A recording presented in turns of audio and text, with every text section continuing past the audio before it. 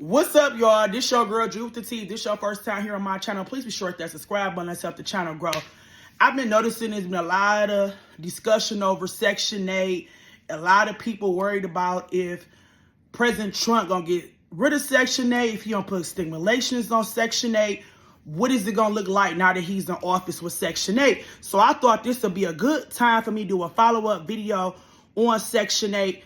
My last video, a lot of people liked it, my Section 8 video. So I thought I just want to do a follow-up video to just talk about the pros and cons of living in Section 8 and what is life like in Section 8, just being a person who came from Section 8. I can really speak on it and actually was successful with the Section 8. And I feel like the advantages it have, and I want to talk about the disadvantages, the pros and cons of Section 8. Okay, Section 8 voucher is normally given to low-income people. They usually start out with normally women with children, people disabled, people who cannot work, or who get a set amount of income, who cannot pay market rent. It was put in place to help low-income people. I always looked at Section 8 like a stepping stone. Being a teen mom myself, when I got Section 8 back in the day over 10 years ago, I was a teen mom. It was a stepping stone, and I feel like it was a good stepping stone for me to really get out on my own, be independent, take care of my son, to really do something with myself. But the problem is a lot of people get content with the government taking care of them. It's a lot of people who I feel taking advantage of the government benefits. I'm not talking about the people who really disabled, who cannot work, but I'm talking about there's some people out there who solely rely on the government to take care of them despite them being able to work and able bodies to work. Me, personally, I was a different breed. When I got the Section 8 voucher, I already had a plan. I wanted to do better for myself. I wanted to get out of the hood, so to speak. I was born and raised in C, Detroit. I wanted to make a change, an impact for me and my child and change the cycle. So yes, I feel like it's not a bad program. We all need help. A lot of us need help at some point of our life, especially if we was born in a disadvantaged family like myself, a poor low-income family. We all can use the help. So, but it's all about what you do with the help. I feel like that getting the help, I took advantage of it. I went to college. I got my degree with the help. I graduated. I started my own business. I got an LLC. So I just didn't stay stuck with the help and stay in Section 8 to make it be a long-time housing situation for me and my son.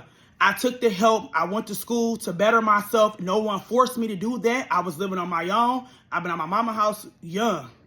Moved there at 18 years old. So it's not like, oh, my family forced me to do better. No, I wanted better. Living in that environment, I wanted better for me and my child. So I had to make it up in my head what I wanted to do. And you live in that environment, because when you in Section 8, it's easy to get comfortable. Nobody gonna knock on your door and say, hey, get up, get a job. Hey, go to college. There gotta be something you gotta wanna go do. I know people living on Section 8 over 20 years, and it's a repeated cycle where you see generations after generations living into those housing who I feel like don't need it. Not saying everybody don't need it, because there's a lot of people who really cannot work. Like, they really cannot work, who need those type of benefits or fell on hard times. But I'm talking about people who taking advantage of the situation. I see some able-bodied people who would say, I'd rather not work to keep my income at a lower situation because they're going to cut off my benefits. That's crazy to me. When you got that type of mentality, you set yourself for a very bare minimum lifestyle. Because now you conditioned to live in a low income lifestyle. You can't buy your kids nice things. You can't travel. You will never be a homeowner. You will never have a nice things in your house. Like, you setting the bar for yourself real low. When you got that type of mentality, I'm not going to work because I don't want to get my benefits cut off. That's crazy to me. And that's one of the stigmatizations that's on there. You have to have a low amount of income, a low amount of excess. They constantly watch how much you work. Like, you work too many hours, you can get your benefits cut off. If you bring in too much in, you can get your benefits cut off. They not about to just give you nothing. They feel you got a certain type of income. So that's why I get a lot of people stuck. If you have a low quality of life thinking that this is it. But if you a person that's trying to really get somewhere, it can be a benefit to you. You take that low income house, you go to school, you go to college, you're not paying market rent, you better yourself. Then you allow somebody else to move into that house, and that could be a blessing to somebody else. You don't go down there and get content and keep setting yourself up, like having, you know, generations after generation following behind that trend, saying it's okay not to work.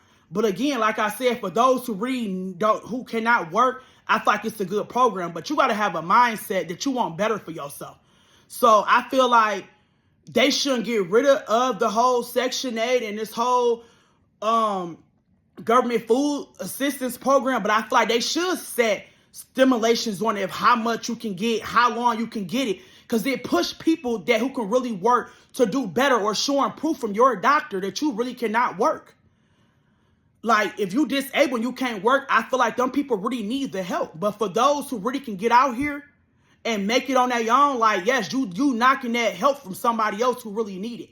Like me personally, I took the help and I'm like, I turned it off. Like, I don't, I took it and did something with it. It's nothing wrong with needing help. It's just all about what you're going to do with it. Don't let the government enable you and put you in a box and they start controlling you, because they're controlling your money, your access. They limit you to a certain amount of lifestyle for you and your children when you don't want to get your benefits cut off because you got to go to work now. That's crazy to me. I love my independence. Once I moved away from there, I could work how many jobs I want to work and my rent going to still be my rent. They're not into all my income. I could have 5 jobs and they can't touch it. Because I'm not about to limit myself to one income, not 2, not 3. I'm all about bettering myself. And you got to have that type of go-get-it attitude.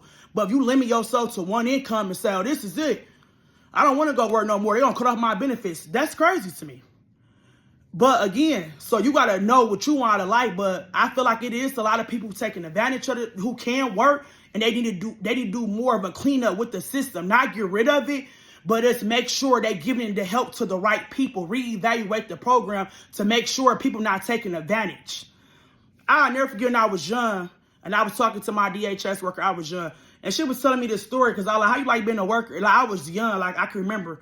And the lady was like, it was one lady, she came here with 9 children and her child was about to be 18. Her benefits going to get cut off. And the lady was like, what I'm going to do? She didn't know what she was going to do. And the very next month, she came in pregnant, just not to get off the sit. She's like, so she looking like, is you doing this attention to live off this? Like, there's some people way of life.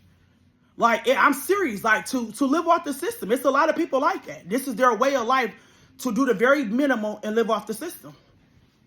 Like, to do the, and that's not cool. Like, you should want more than that for yourself. But I hope this was helpful. I hope that they don't get rid of it altogether. It's a lot of disabled people who cannot work, who really need it, or it's a lot of single moms who just need that help, need it as a stepping stone. And I feel like it's nothing wrong with wanting help or needing help. It's about abusing help. It's about staying on it too long, getting comfortable, getting content, not trying to better yourself. I don't have respect for people who take advantage of the government help when there's so many people out here in need. You can get that help to somebody else. That's what I would say about the whole program. Like, don't get rid of it, but just reevaluate who you're giving the help to and making sure that you put in terms on it so people just can't take advantage of the situation. Because there's a lot of people out here who think it's okay to take advantage of it. Like, but it's your girl, Dree with the T, man. Drop your comments below what you think about this video. Like, share, subscribe to the channel. Let's get into it. Free game, y'all.